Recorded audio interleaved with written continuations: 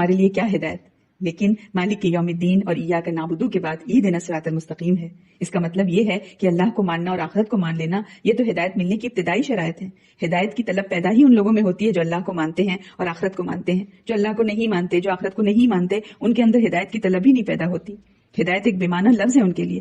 وہ کہتے ہیں وہی کرو جو ٹھیک لگے، وہ کہتے ہیں کوئی اچھی چیز ہے اور کوئی بری چیز ہے، یہ تو کچھ بھی کوئی چیز نہیں ہے۔ کوئی اچھی چیز نہیں ہے، کوئی بری چیز بری نہیں ہے۔ انسان کی سوچ وہ اچھی چیز، اگر سوچ اچھی ہے تو بات اچھی ہے، اور انسان کی سوچ کسی چیز کو برا بناتی ہے تو چیز بری ہے۔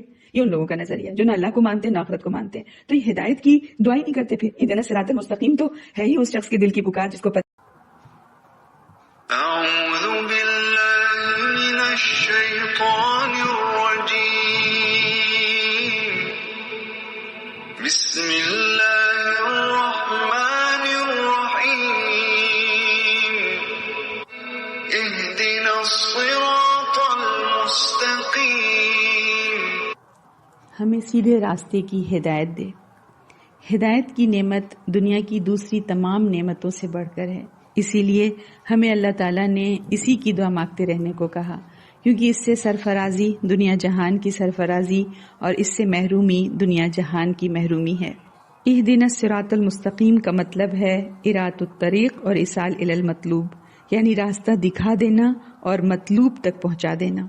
اہدنا کا مطلب یہ بھی ہے کہ اس راستے کے صحیح ہونے پر ہمارا دل مطمئن کر دے، ہمارا دل ٹھک جائے، اس پر چلنا ہمارا شوق ہو جائے، اس راستے کو سمجھنے کی توفیق دے دے اللہ، اور پھر اس پر ہمیں ثابت قدمی بھی عطا فرما۔ تو دنیا اور آخرت کی سعادت اسی پر ہے کہ انسان سیدھے راستے کی طرف رہنمائی پالے۔ صراط مستقیم کو سمجھانے کے لیے ایک مرتبہ نبی اکرم صلی اللہ علیہ وسلم نے زمین پر ایک سیدھی لائن کھینچی اور اس کے دائیں بائیں آڑی ترچھی لائن کھینچی، پھر فرمایا یہ سیدھی لائن اللہ تعالیٰ کا راستہ ہے اور یہ آڑی ترچھی لائن پگڈنڈیاں ہیں، اور ان میں سے ہر پگڈنڈی کی طرف کوئی نہ کوئی شیطان بلا رہا ہے۔ صراط مستقیم کیا ہے؟ کسی کا کہنا ہے کہ یہ کتاب اللہ ہے، کسی نے کہا کہ اس سے مراد دین ہے، اسلام ہے، کسی نے کہا کہ اس سے مراد حق ہے، تو سارے ہی معنی صحیح ہیں۔ ایک حدیث میں ہے کہ نبی اکرم صلی اللہ علیہ وسلم نے فرمایا کہ اللہ تعالیٰ نے ایک مثال بیان کی کہ صراط مستقیم کے دونوں طرف دو دیواریں ہیں، ان میں کئی ایک کھلے ہوئے دروازے ہیں اور ان دروازوں پر پردے لٹک رہے ہیں۔ صراط مستقیم کے دروازے پر ایک پکارنے والا تعینات ہے جو کہتا ہے کہ اے لوگو تم سب کے سب اسی صراط مستقیم پر چلو، ٹیڑھی ترچھی ادھر ادھر کی راہوں کو مت دیکھو اور نہ ان پر جاؤ۔ اور اس راستے سے گزرنے والا کوئی بھی انسان جب ان دروازوں کے پردوں کو کھولنا چاہتا ہے تو ایک پکارنے والا کہتا ہے خبردار اسے نہ کھولنا، اگر کھولا تو اس راہ سے الگ ہو جاؤ گے اور صراط مستقیم سے ہٹ جاؤ گے۔ بس صراط مستقیم تو اسلام ہے اور دیواریں اللہ کی حدیں ہیں، کھلے ہوئے دروازے اللہ کی حرام کردہ چیزیں ہیں، اور دروازے پر پکارنے والا قرآن ہے، اور راستے کے اوپر سے پکارنے والا زندہ ضمیر ہے جو ہر ایماندار کے دل میں اللہ تعالیٰ کی طرف سے نصیحت کر رہی ہوتی ہے۔ پچھلی آیتوں میں ہم نے ایاک نعبد و ایاک نستعین پڑھا تھا کہ ہم دعویٰ کر رہے ہیں کہ اللہ ہم تیری عبادت کرتے ہیں، یعنی اب یہاں پر عبادت کی پہلی شکل بتائی جا رہی ہے اور وہ ہے دعا اہدنا الصراط المستقیم، کہ اللہ تو ہمیں سیدھا راستہ دکھا دے۔ ہدایت کی دعا مانگی جا رہی ہے۔ ہم سوچیں جب ہم نے کہا ایاک نعبد و ایاک نستعین تو یہ تو خود ہی ہدایت ہے، تو پھر اب ہم اقرار بھی کر رہے ہیں کہ ہم عبادت کرتے ہیں، کریں گے، تو یہ تو ہدایت ہے، پھر آگے الگ سے اہدنا الصراط المستقیم۔ دیکھیں مسلمانوں کی اکثریت اس غلط فہمی میں مبتلا ہے کہ ہم شرک نہیں کرتے، ہم اللہ کو مانتے ہیں، ہم آخرت کو مانتے ہیں، تو اب ہمارے لیے کیا ہدایت؟ لیکن مالک یوم الدین اور ایاک نعبد کے بعد اہدنا الصراط المستقیم ہے۔ اس کا مطلب یہ ہے کہ اللہ کو ماننا اور آخرت کو مان لینا یہ تو ہدایت ملنے کی ابتدائی شرائط ہیں۔ ہدایت کی طلب پیدا ہی ان لوگوں میں ہوتی ہے جو اللہ کو مانتے ہیں اور آخرت کو مانتے ہیں۔ جو اللہ کو نہیں مانتے، جو آخرت کو نہیں مانتے، ان کے اندر ہدایت کی طلب ہی نہیں پیدا ہوتی۔ ہدایت ایک بے معنی لفظ ہے ان کے لیے۔ وہ کہتے ہیں وہی کرو جو ٹھیک لگے، وہ کہتے ہیں کوئی اچھی چیز ہے اور کوئی بری چیز ہے، یہ تو کچھ بھی کوئی چیز نہیں ہے۔ کوئی اچھی چیز نہیں ہے، کوئی بری چیز بری نہیں ہے۔ انسان کی سوچ وہ اچھی چیز، اگر سوچ اچھی ہے تو بات اچھی ہے، اور انسان کی سوچ کسی چیز کو برا بناتی ہے تو چیز بری ہے۔ یہ ان لوگوں کا نظریہ ہے جو نہ اللہ کو مانتے نہ آخرت کو مانتے ہیں۔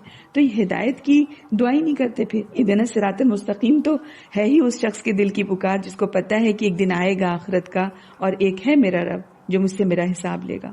تو سب کچھ جان کر وہ پکار اٹھتا ہے کہ بتا دے ہمارے رب ہم کیا کریں۔ سرات اس کا روٹ لیٹر سواد رات ہے، اس کا مطلب ہوتا ہے نگل جانا۔ کھانا جو ہم نگلتے ہیں وہ ایک پیسج سے گزر کر گم ہو جاتا ہے۔ سرات مطلب پیسج، راستہ۔ اور صراط مستقیم سے مراد کیا ہے؟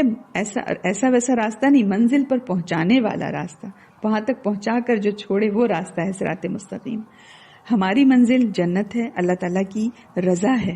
صراط کی جب بات ہو رہی ہے تو ہم اپنے جانے پہچانے راستوں کو سوچیں۔ راستوں میں کیسے کیسے نشیب و فراز ہوتے ہیں، دشوار گھاٹیاں ہوتی ہیں، چڑھائی چڑھنی ہوتی ہے، راستوں میں پہاڑ بھی آتے ہیں، تنگ دشوار موڑ بھی آتے ہیں، اسپیڈ بریکرز بھی ملتے ہیں، دوراہے چوراہے بھی آتے ہیں۔ ہم جب راؤنڈ اباؤٹس پر پہنچتے ہیں، 4 راستوں میں سے کسی راستے پر ٹرن لینا ہے، اس کے لیے سائن بورڈز ڈھونڈتے ہیں، جی پی ایس سسٹم سے صحیح رخ تلاش کرتے ہیں، جس کی طرف وہ سائن کر دے اس طرف پھر ہم ٹرن لے لیتے ہیں۔ تو بالکل اسی طرح قرآن میں آیات ہیں، سائنز ہیں جو مستقیم کی طرف پوائنٹ کرتی ہیں، ادھر ٹرن ادھر ٹرن۔ ہم سوچیں جس راستے پر 6000 سے زیادہ سائنز لگے ہوں اور پھر بھی کوئی بھٹک جائے تو یہ ممکن نہیں ہے نا، بشرطے کہ کوئی اس کو فالو کرے۔ ہم جس صراط مستقیم کی دعا مانگ رہے ہیں وہ کوئی مادی طور پر موجود نہیں ہے، کوئی مٹیریل چیز نہیں ہے صراط مستقیم، بلکہ یہ ایک عقیدہ ہے، ڈوگما ہے۔ جیسے زندگی بہت سارے اعمال اور بہت ساری ایکٹیویٹیز کے جمع ہونے کا نام ہے، کوئی مادی چیز نہیں ہے کہ ہم اس کو اٹھا کر کہیں کہ یہ زندگی ہے۔ ہم کہتے ہیں کہ زندگی ایک سفر ہے۔ زندگی سفر کیسے ہے؟ کیا راستہ ہے جس کو کہ ہم طے کر رہے ہیں؟ وقت وہ راستہ ہے جس پر کہ ہم سفر طے کر رہے ہیں۔ زندگی کا سفر تب ختم ہوتا ہے جب وقت ختم ہو جائے۔